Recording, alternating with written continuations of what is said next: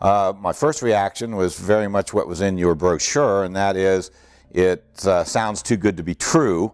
So there has to be some snag, there has to be some hidden pitfalls in this that I'm not seeing, even though I consider myself a financial guy. And so I kept thinking that the other foot's going to drop and there's going to be something here that just doesn't add up.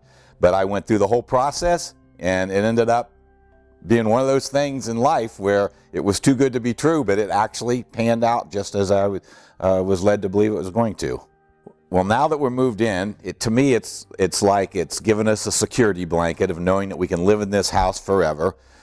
If the housing market crashes like it did in 2008 and for the ensuing few years, we know that we don't have to worry about ever being upside down on a mortgage from the standpoint of losing a house or whatnot. We are protected on the downside and still could benefit on the upside if there's appreciation in the house going forward.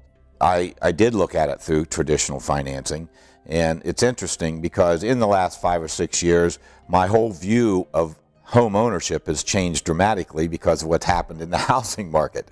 Throughout my entire life, we always thought you buy a house, it'll continue to appreciate, you go to sell your house and you're going to have all this equity in it.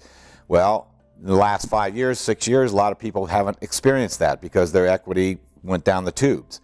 So that started changing my view of things, and then I started thinking, well, okay, I might want to take a different view of a negative amortization versus a traditional fixed financing program like we've always done.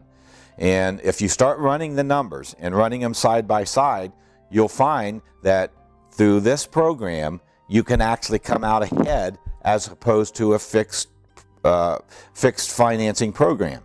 And without getting into all the specifics of that, the numbers do work out. And of course you can make different assumptions for whether or not the house is going to appreciate or not appreciate, etc. But again, a key point to me was if the housing market goes through a period where it stops appreciating, actually goes the other way, you are protected in this program, whereas a fixed financing instrument, you are not protected, as so many people found out.